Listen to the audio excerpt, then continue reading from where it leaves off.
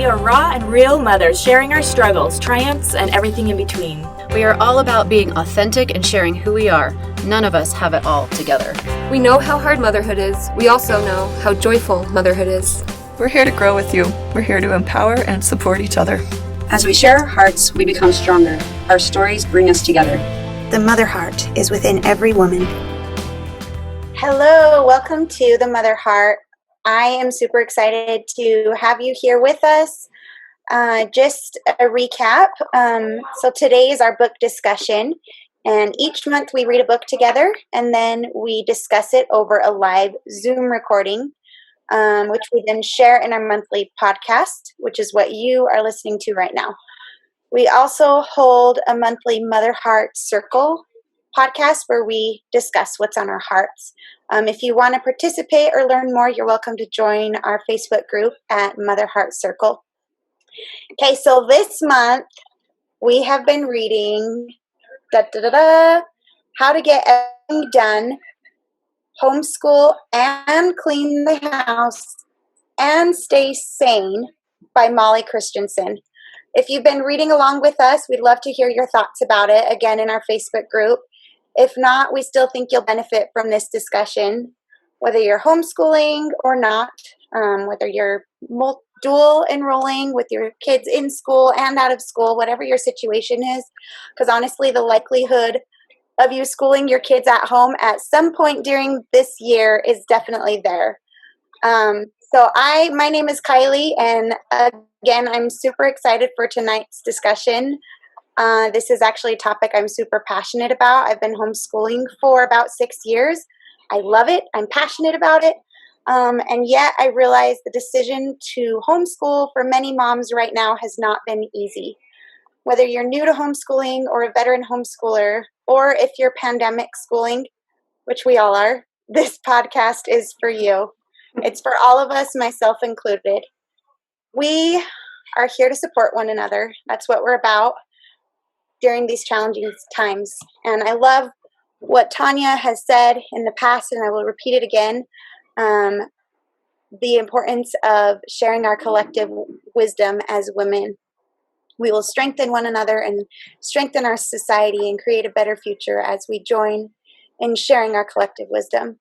So, without further ado, we'll just get right into it. Shirley, why don't you go ahead and share first what thoughts you had?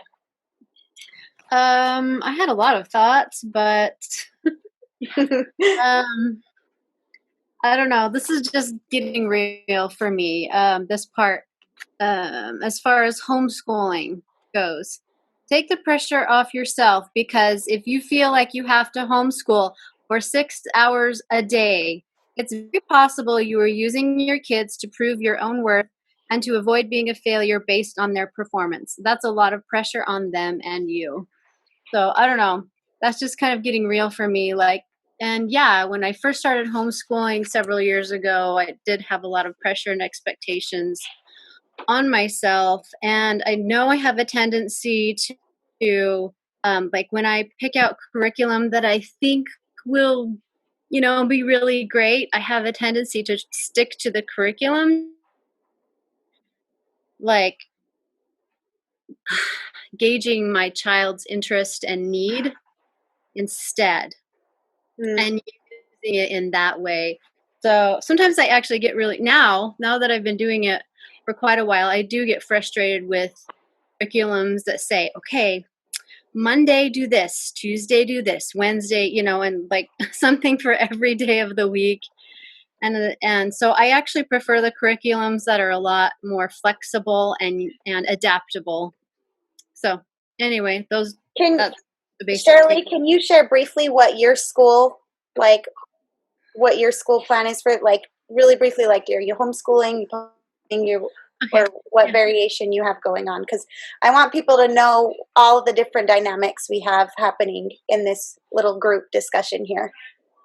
Sure. Yeah, I've made a lot of changes over the years, trying out different things. But the thing that's worked for me, I have 5 kids, ranging in ages from 5 to 16.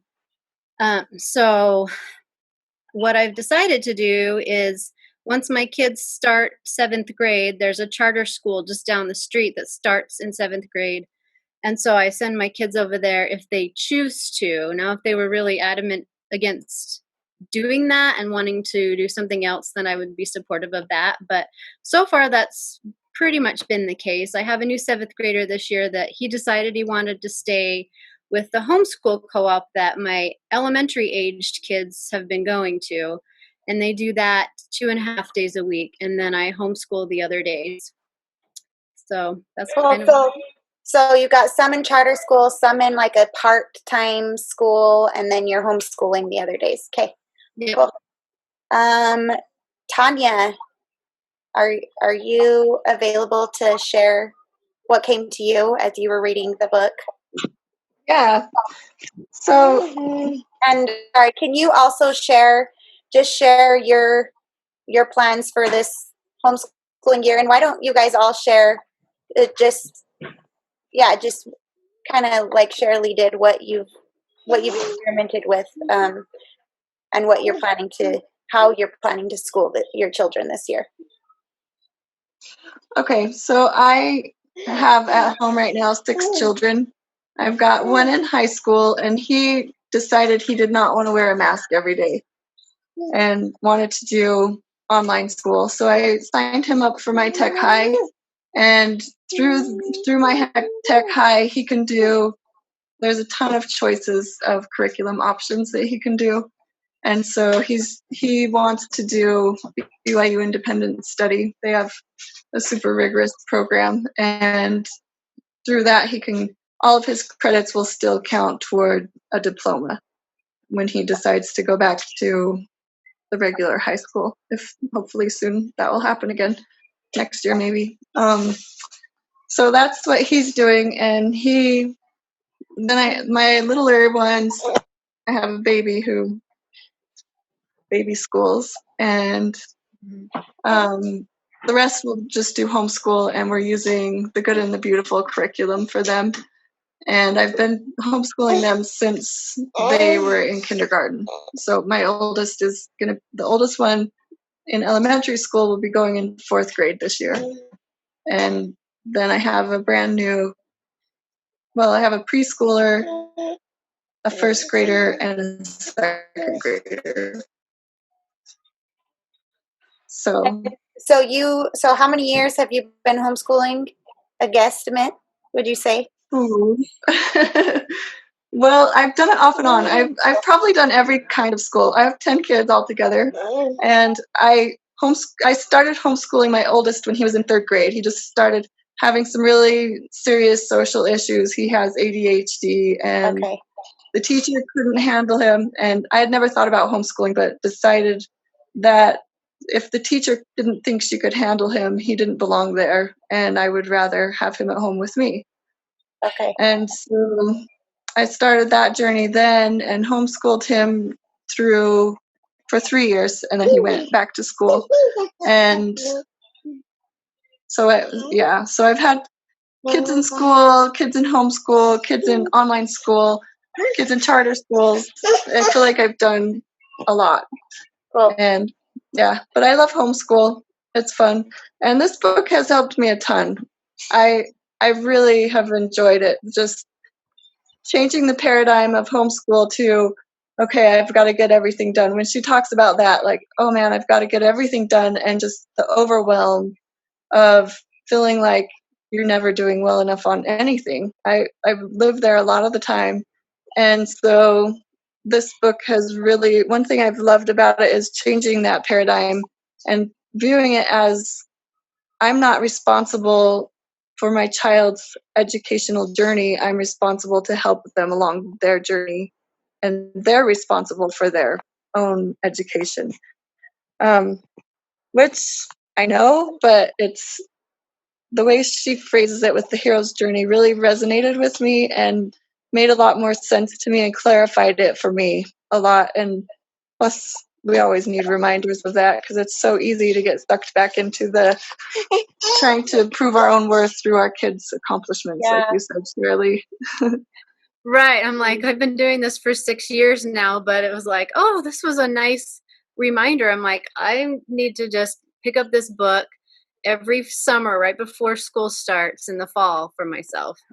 You know? Yeah, Yeah. that's a great idea.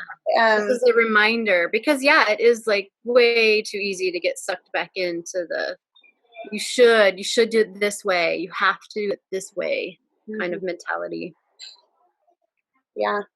I love that she talks about that we are our children's mentors.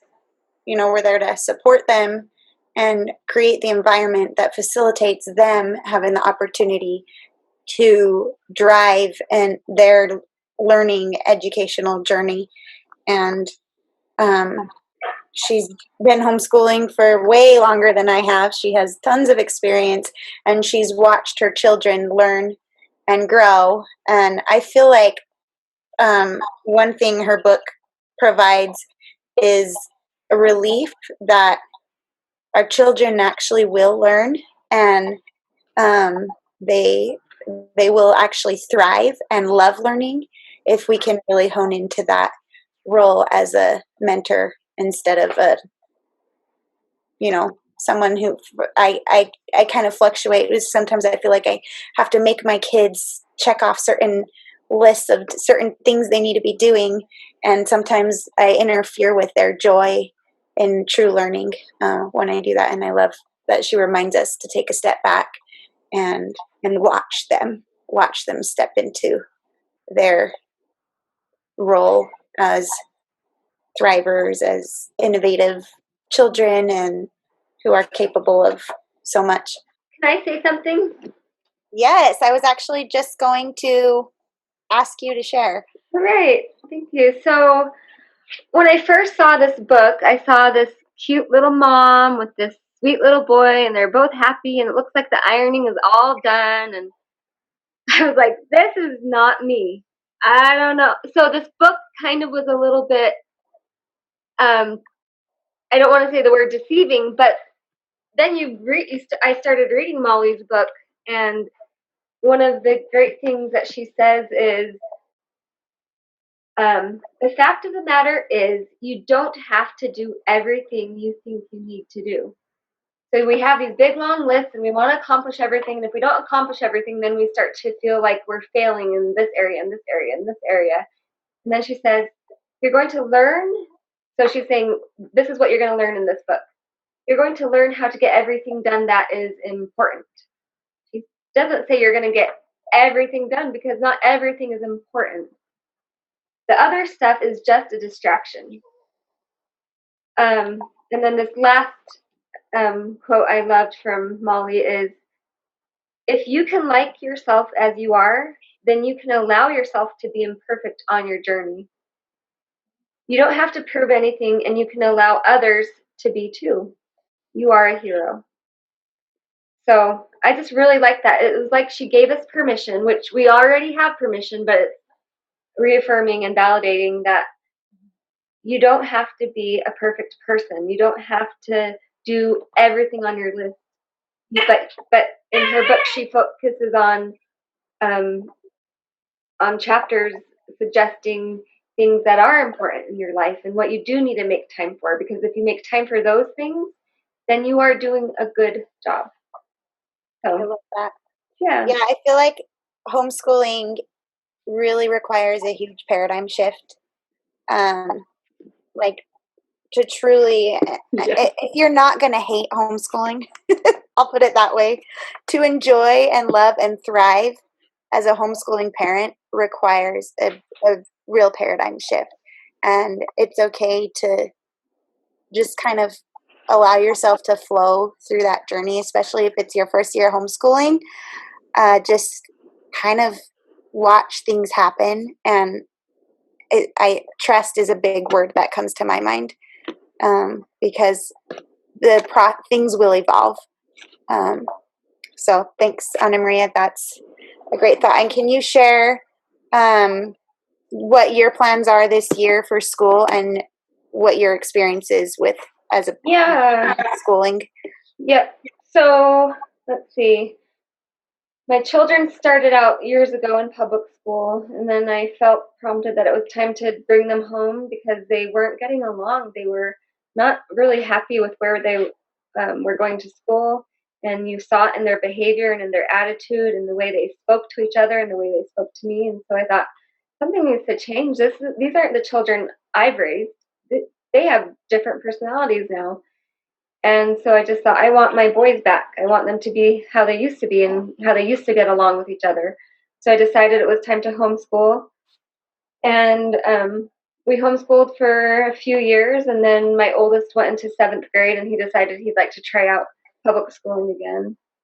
And so at the same time, while my oldest was doing public school, I was still homeschooling a couple of my youngest ones. And now with COVID, everything went up in the air, and I let my boys have the autonomy, and I let them look at different programs for homeschooling and for public school. One chose to do split enrollment, where they're going to be able to do 2 classes at the high school and the rest at home through online and through their own choice of curriculum, which is exciting for me because that gives my son more time to pursue things that he's truly passionate about. And so I'm excited for him. Then I have another son that decided, I'm just going to do all public school and see how it goes. And he's okay wearing the mask. So that's up to him. And then I have 2 other boys that I will be homeschooling, my younger 2. And we're going through the My Tech High program, where they get to choose their own curriculum. And yeah, so I'm doing a little bit of everything, I feel like. So. Cool. So kind of like Shirley. Yeah. And Tanya, I think Tanya too, she's doing a mix. So. Well, I don't have anybody in public school though. Okay. Oh, your son's doing online, right? Yeah, he's doing My Tech High too. Gotcha. Okay, so you're homeschooling through and through, right? Except with the online program. I guess technically some people consider, if you're using an online program, they consider that not homeschooling. But in my book, that's homeschooling. Like if you're there with your kids, if you're helping facilitate. So. Yeah, I'm doing both. I'm doing 3 straight homeschooling and 1 with the online school. Cool. All right, Janessa, would love to hear your thoughts about the book and what your plans are for this upcoming year. Okay, I'd love to share. So just to give you a little background on my homeschooling experience. So I actually homeschooled for quite a number of years when I was a kid. I also did some public school, and we kind of unschooled. We moved up to a farm and got to learn how to do all sorts of farming things. My parents couldn't help because they were city slickers, so we got to learn from the neighbors. But then through that, I learned about the Thomas Jefferson education and was able to go to George Wythe College, which is the founder of Thomas Jefferson Education started this college. His name is Oliver DeMille. And so a lot of people that know about the homeschool community know his name and about his school and leadership education. And the thing that I learned from the Thomas Jefferson education was just that, it's important at the younger ages just to love learning. And it's not so much about what you learn, but mostly about loving to learn, because people who love to learn are going to continue to learn throughout their whole life, and to learn and study and to read and discuss. And so in the end, they're going to learn a whole lot more than if they were to, have them push through all of these different subjects and finally get to the point where they're like, I hate schooling. And so they cease to try and educate themselves, And then I got to be a Montessori teacher, and I worked at a Montessori school for 4 years, and then at other Montessori schools for years after that. And I loved kind of the hands-on experience, discovery learning, where you kind of give them things that they can handle and touch and experience, and let them learn for themselves rather than giving them all the answers and then having them memorize it and stuff. And so So I've learned some great things from my educational journey through homeschooling. And so I feel like I'm not quite as intimidating, but it is still hard for me, even though I've done homeschooling myself, and I've been homeschooling for a number of years, but I did public school as well, and I loved it. So and I've learned from every different kind. But anyway, so the thing that I loved about this book was that, at the beginning of the year, it's really easy to get bogged down in all of the weeds and all of the details and what curriculum should I use and what things should we focus on, and should I try and do all these different subjects, which is what I try and do. I try and do everything because there's so many wonderful curricula, I guess, and there's so many wonderful things to teach and to do. And honestly, I just recently, a couple days ago, I was just feeling the weight of, having the responsibility of teaching my children everything, when it's like, oh, I can send them out and I'm teaching them some, and, that teacher's teaching them some, and that teacher's teaching them some. But when it's all me, it's kind of intimidating, I guess, and weighty to think it's all on me. And yet it's exciting because who better than me to teach my children? Who will love them more than me? Who will, root for them more than me? Who will, worry about them and try and help them succeed more than me, even if they have difficult personalities or annoying habits or whatever? Like, who better than me to see those things and to help them in their hero's journey? I loved that imagery that each one of them is a hero, and they're special, and they have special missions to complete in this life. And education is for that purpose. It's not just so that they can get through life and they can read and do math and get a job and be a good citizen.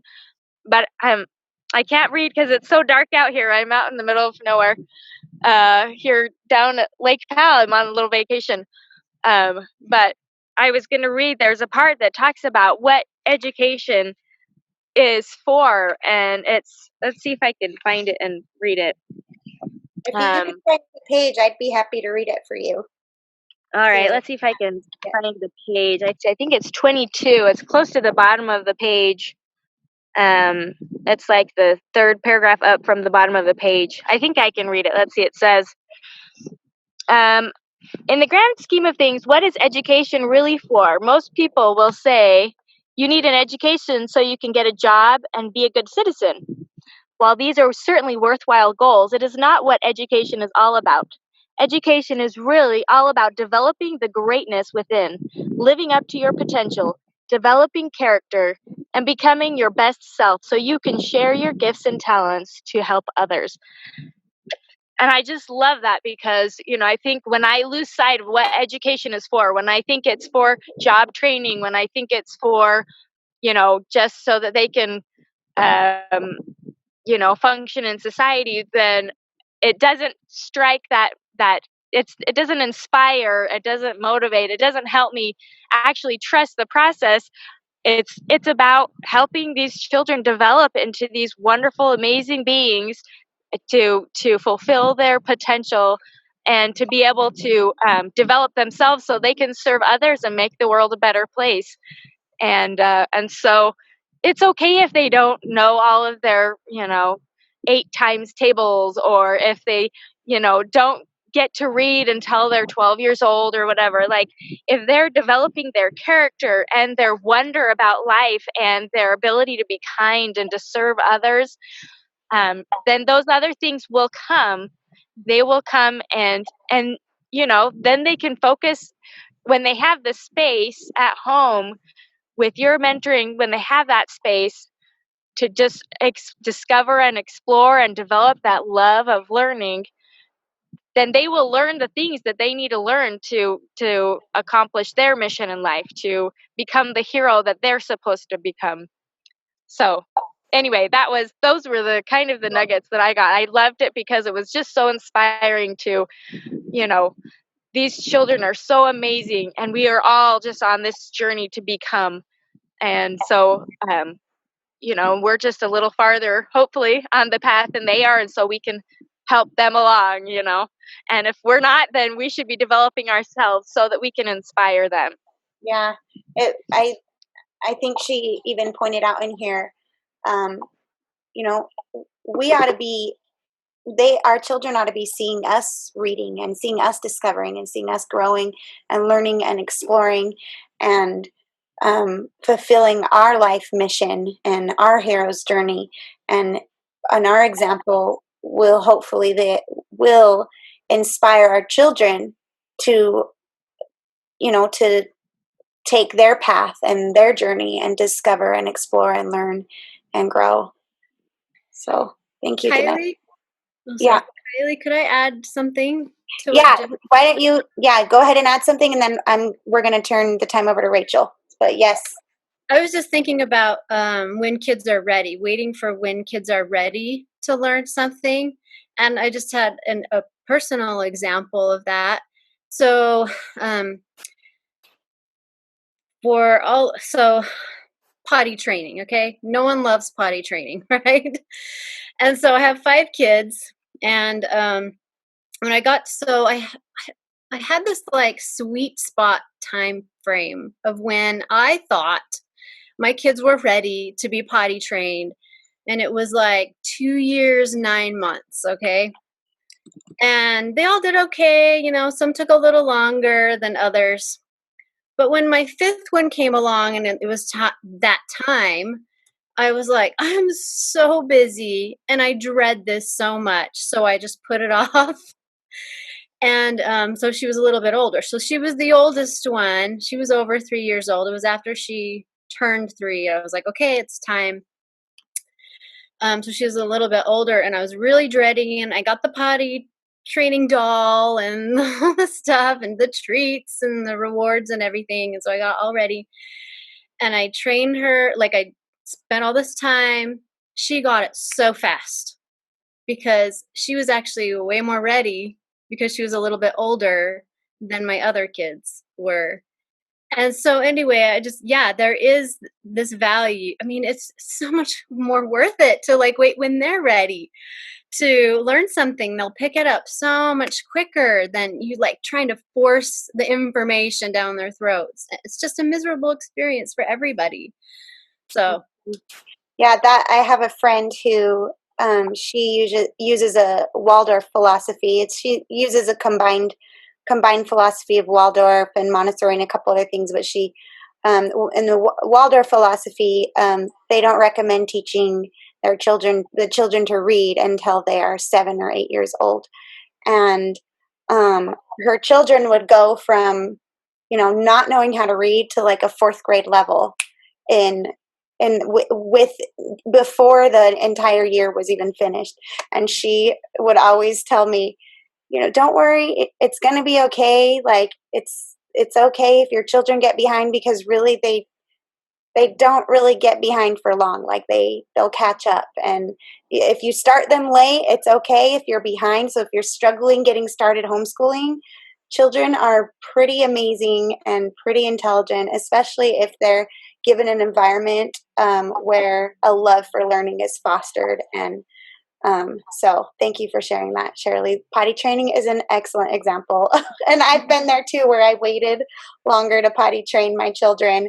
And I'm like, oh, like my last child, I just dreaded potty training her because of how long it takes and the process. And she pretty much actually ended up potty training herself. And that's when we took the pull-ups away. I was like, oh, you pretty much are, okay, you figured it out. Wow, great. I'm glad that happened because I didn't have the gusto to potty train this time. yeah. So, okay, Rachel, and we have another, my sister actually has just joined, or was, I don't know if she's still there. Oh, maybe she's I thought not. that was you, Kylie. You guys look so much alike. That is great. Okay, well, if she gets back on, then we'll give her a moment to share some thoughts. But so, Rachel, go ahead and share. I know this is your homeschooling this year, and this is your first time. Yeah. What's your dynamic? Why don't you just share what your plans are and just what your takeaway was from this book? So a little while back, I started having the call to homeschool, which is kind of what she calls it. They're like, you feel called to do something and you act immediately. Well, I didn't want to act immediately on that feeling I had to homeschool. I was like, it was before COVID. Yeah, I was just scared. I'm like, I'm not doing it. And so I started listening to podcasts about it and started thinking, hey, this is sounding a little bit better, not too bad. And then COVID happened, and it's like, bam, I'm homeschooling, and I didn't even have a choice. It was like, you're just doing it. And I consider it homeschooling because the kid's home all day. My whole dynamic has changed. My whole family situation's changed. So it just feels like, but then I realized this is exactly what my child needed. He needed to be home. He needed to feel safe. He needed to feel secure. He needed to have his family around. His relationship with his brother got better. I mean, it was just a whole bunch of wonderful things started happening, and it just was a testament to me that that was what I needed to do with my son. So I was already planning to do it really before COVID, but it kind of just shoved me into it. Like, okay, now you know you can do it. It's like, all right. I still don't know that I can do it, but the thing I enjoyed about the book was basically she says you just have to take a step at a time.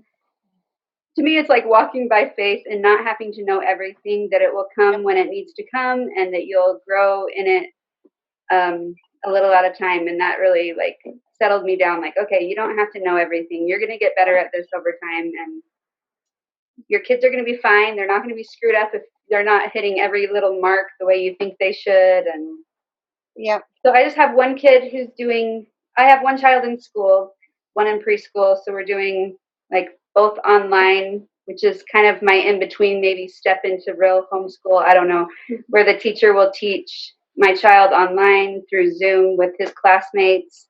And then I'll also have a chance to have more time to help him discover what he wants to learn about. So Cool. Learning how to do football drills because that's what he's into. So that might be something I love about homeschool is then you can be like, oh, you love football? Let's learn math through football. Like, oh, and that's how he's learned math. That's how we know Yes. 7, 14, 21, whatever. Awesome. Yeah. Yeah, And really like whether you're homeschooling or not, just this concept, the things she shares in here about mentoring your child and just teaching them the love of learning. And you can do that after school. If your children are still going to school, you can do that whenever. So even if you're not homeschooling, I think there's still value in this book. And especially right now with the pandemic, where the possibility of you bringing your children home is really high, you may want to pick up this book. Thanks, Rachel. Yeah. So for me, I may be a little bit nutty because I opened this book and I just decided I was going to just read and read and read and read. And so I just read it in one sitting because I guess that's how I roll sometimes. So I took a ton of notes, and one of the things, there were quite a few things you guys shared that came to my mind. We talked about a paradigm shift, routine. Well, there's a ton of things, and I'm not going to share it all, so you just need to read the book. But letting go of self-judgment, I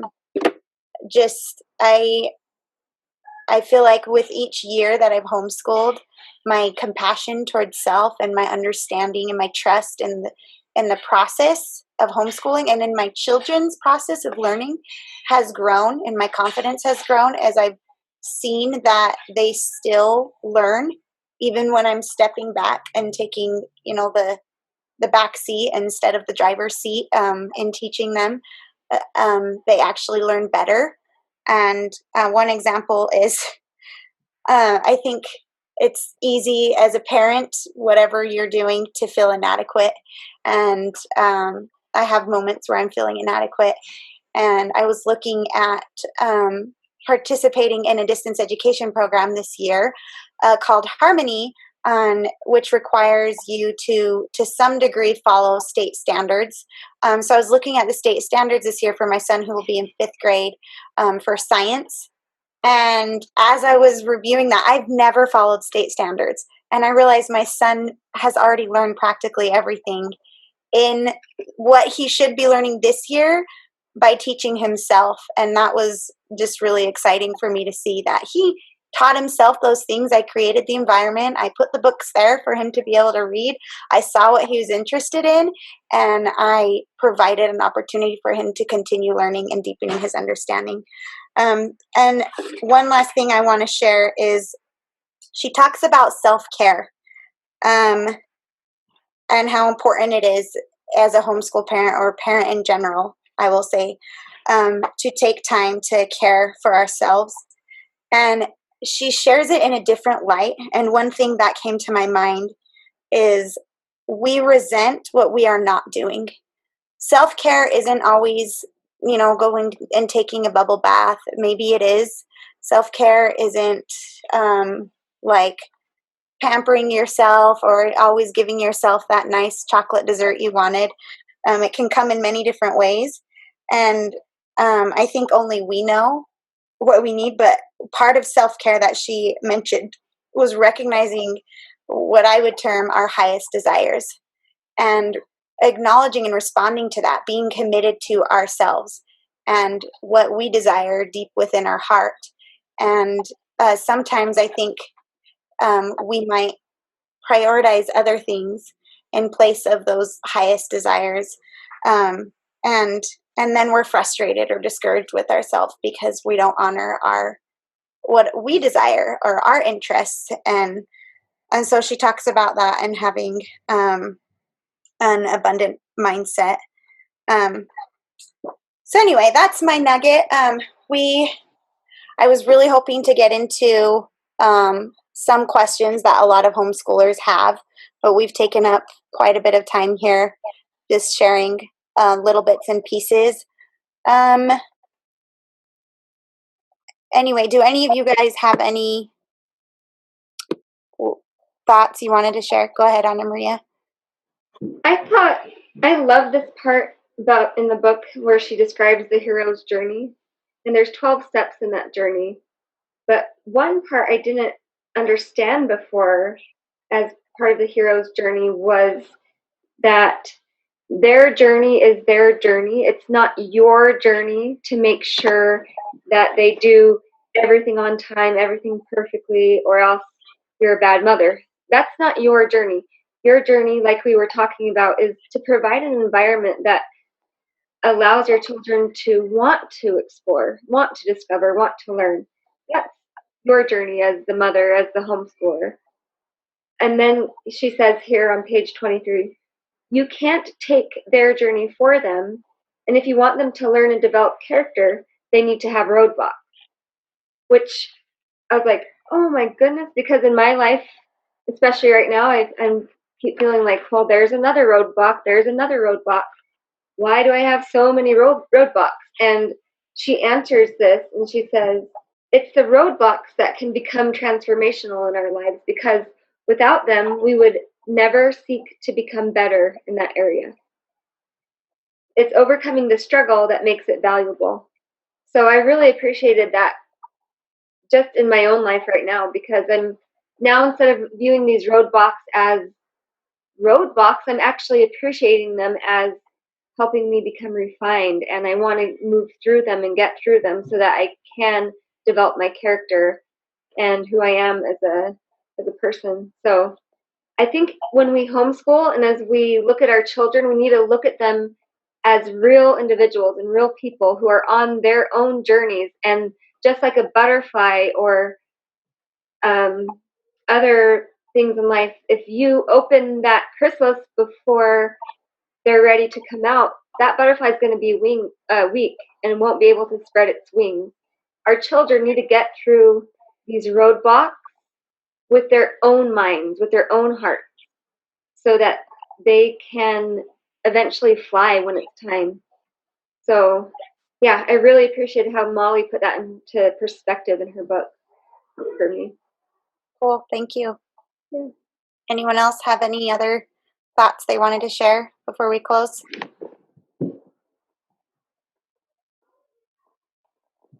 Okay, well, so one recommendation I will mention that she gives is to spend 1 hour, just 1 hour, homeschooling your children a day.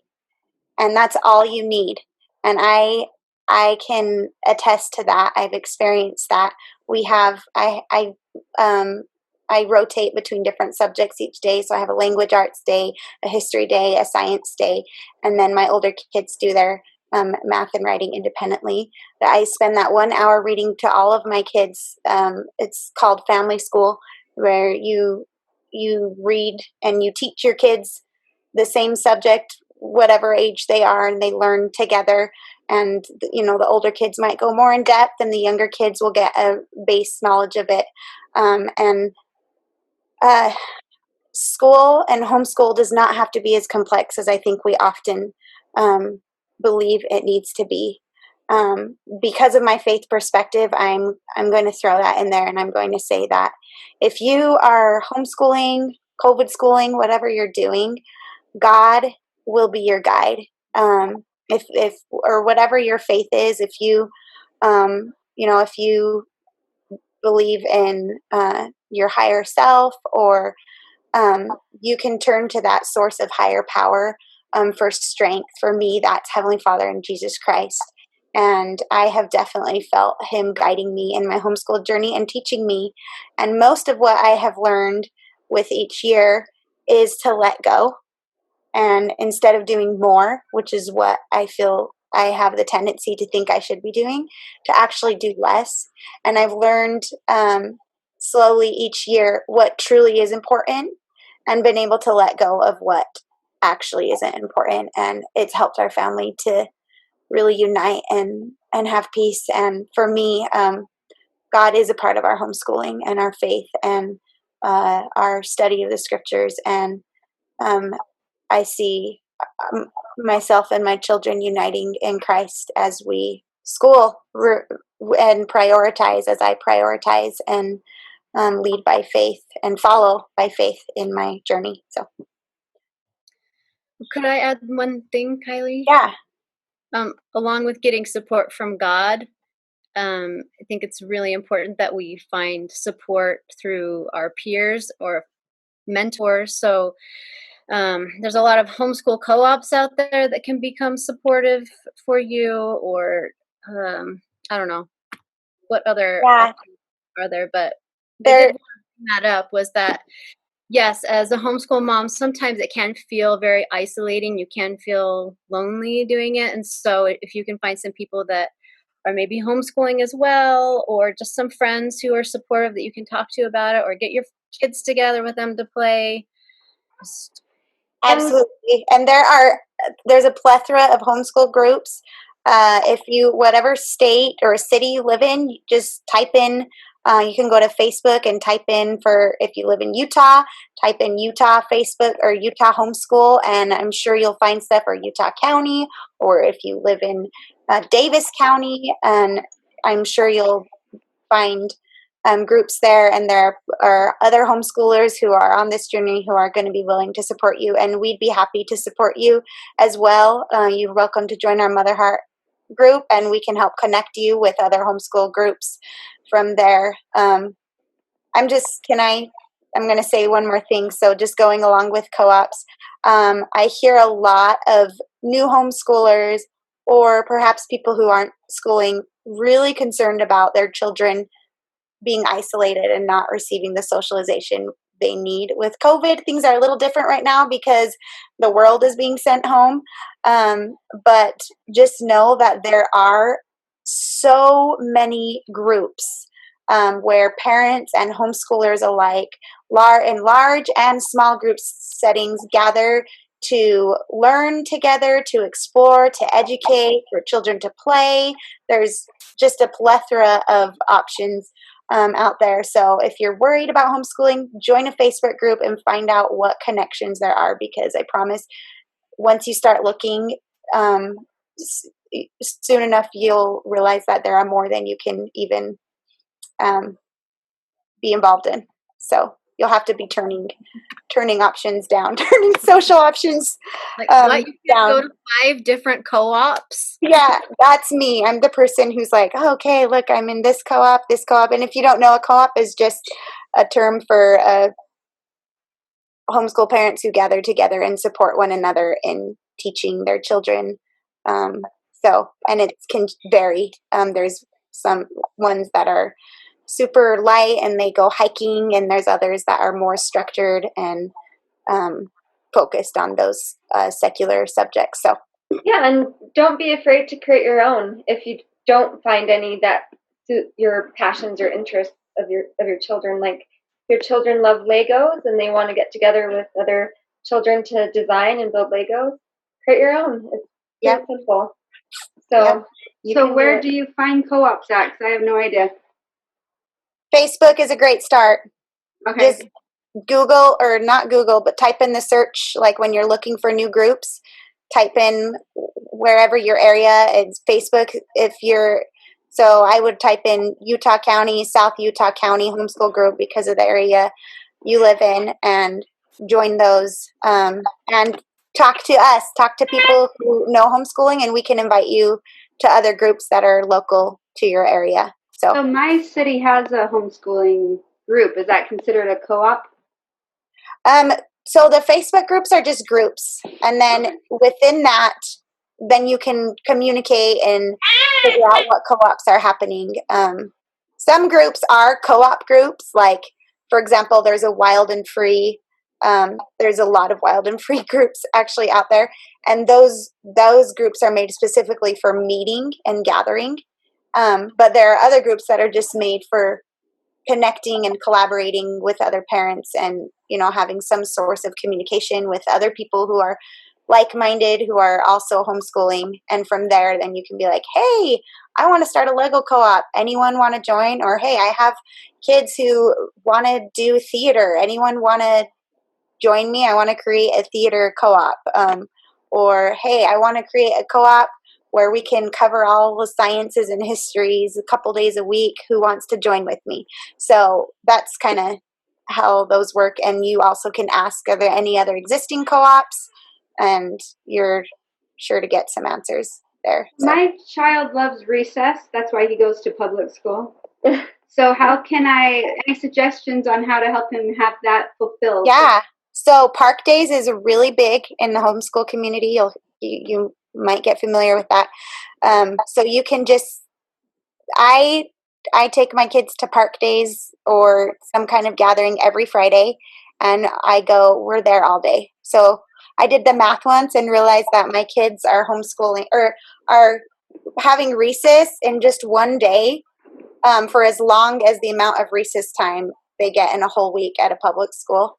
And so I was like, oh, okay. So our one day I go and I bring lunch, and I get to have my cup filled because I get to hang out with all the moms, and the kids just play for hours and they love it. And then there's other co-ops that I also go to other days in the week that have a little more structure, but then the kids also still get to interact and socialize. So do people do like physical co-ops, like where they do physical activities like football or sports? Yeah, sports co-ops.